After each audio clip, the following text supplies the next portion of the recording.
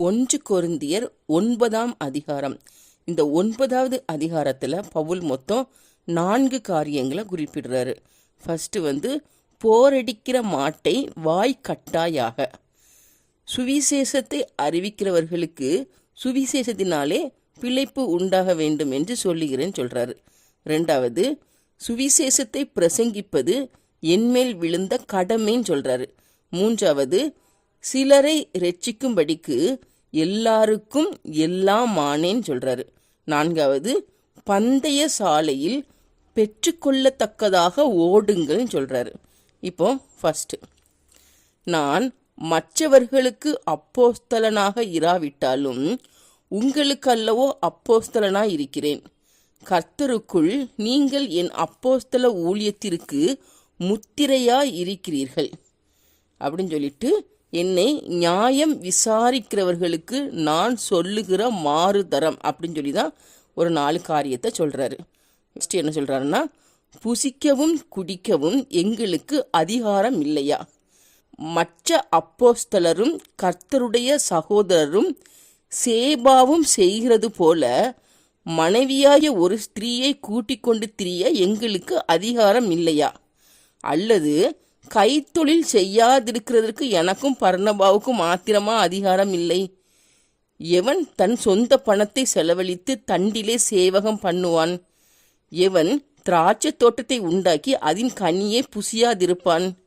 எவன் மந்தையை மேய்த்து அதன் பாலை சாப்பிடாதிருப்பான்?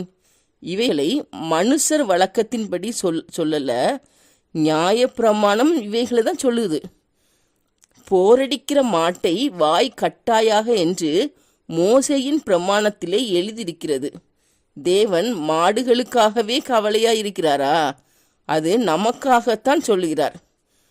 உழுகிறவன் நம்பிக்கையோடே உழவும், போரடிக்கிறவன் தான் நம்புகிறதில் பங்கடைவேன் என்கிற நம்பிக்கையோடே போரடிக்கவும் வேண்டியதே.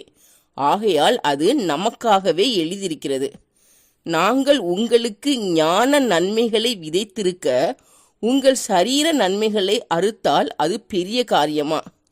மற்றவர்கள் உங்களிடத்திலே இந்த அதிகாரத்தை செலுத்தினால் அவர்களிலும் நாங்கள் அதிகமாய் செலுத்தலாம் அல்லவா? அப்படி இருந்தும் கிறிஸ்துவின் சுவிசேஷத்திற்கு யாதொரு தடையும் உண்டாகாதபடிக்கு நாங்கள் இந்த அதிகாரத்தை செலுத்தாமல் எல்லா பாடும் படுகிறோம். ஆசாரிய ஊழியன் செய்கிறவர்கள் தேவாலயத்திற்குரியவைகளில் புசிக்கிறார்கள். பலிபீடத்தை அடுத்த பணிவிடை செய்கிறவர்களுக்கு பலிபீடத்தில் உள்ளவைகளில் பங்கு உண்டு. அந்தபடியே சுவிசேஷத்தை அறிவிக்கிறவர்களுக்கு சுவிசேஷத்தினாலே பிழைப்பு உண்டாக வேண்டுமென்று கர்த்தரும் கட்டளையிட்டிருக்கிறார். அப்படி இருந்தும் நான் இவைகளில் ஒன்றையும் அனுபவிக்கவில்லை. இப்படி எனக்கு நடக்க வேண்டும் என்று இவைகளை நான் எழுதுகிறதும் இல்லை. என் மேன்மை பாராட்டலை ஒருவன் அவத்தமாக்குகிறதை பார்க்கிலும் சாகிறது எனக்கு நலமாயிருக்கும் சொல்லி பவுல் குறிப்பிடுகிறாரு. சுவிசேஷத்தை அறிவிக்கிறவனுக்கு சுவிசேஷத்தினாலே பிழைப்பு உண்டாகணும். ஆனா அப்படி இருந்தும் நான் வேலை செஞ்சுதான் இந்த சுவிசேஷத்தை பண்றேன் அப்படின்னு சொல்லிட்டு பவுல் குறிப்பிடுறாரு. அடுத்தது 2வது, சுவிசேஷத்தை பிரசங்கிப்பது என்மேல் விழுந்த கடமைன்னு சொல்றாரு. சுவிசேஷத்தை நான் பிரசங்கித்து வந்தும் மேன்மை பாராட்ட எனக்கு இடமில்லை. அது என்மேல் விழுந்த கடமையாய் இருக்கிறது. சுவிசேஷத்தை நான் பிரசங்கியாதிருந்தால் எனக்கு ஐயோ.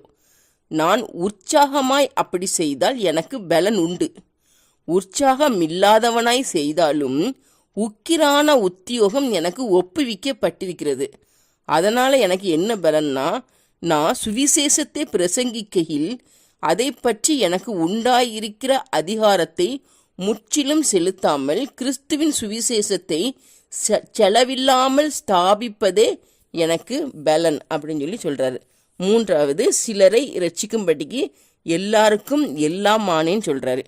நான் ஒருவருக்கும் அடிமைப்படாதவனாய் இருந்தும் நான் அதிக ஜனங்களை ஆதாயப்படுத்தி கொள்ளும்படிக்கு என்னைத்தானே எல்லாருக்கும் அடிமையாக்கினேன். யூதரை ஆதாயப்படுத்தி கொள்ளும்படிக்கு யூதருக்கு யூதனை போலவும், நியாயப்பிரமாணத்துக்கு கீழ்ப்பட்டவர்களை ஆதாயப்படுத்தி கொள்ளும்படிக்கு நியாயப்பிரமாணத்துக்கு கீழ்ப்பட்டவனை போலவும், நியாயப்பிரமாணம் இல்லாதவர்களை ஆதாயப்படுத்தி கொள்ளும்படிக்கு நியாயப்பிரமாணம் இல்லாதவனைப் போலவும் ஆனேன். அப்படி இருந்தோம் நான் தேவனுக்கு முன்பாக நியாயப்பிரமாணம் இல்லாதவனாய் இராமல் கிறிஸ்துவின் பிரமாணத்துக்குள்ளானவனாய் இருக்கிறேன். பலவீனரை ஆதாயப்படுத்தி கொள்ளும்படிக்கு பலவீனருக்கு பலவீனனைப் போலானேன். எப்படியாகிலும் சிலரை இரட்சிக்கும்படிக்கு நான் எல்லாருக்கும் எல்லாம் ஆனேன்.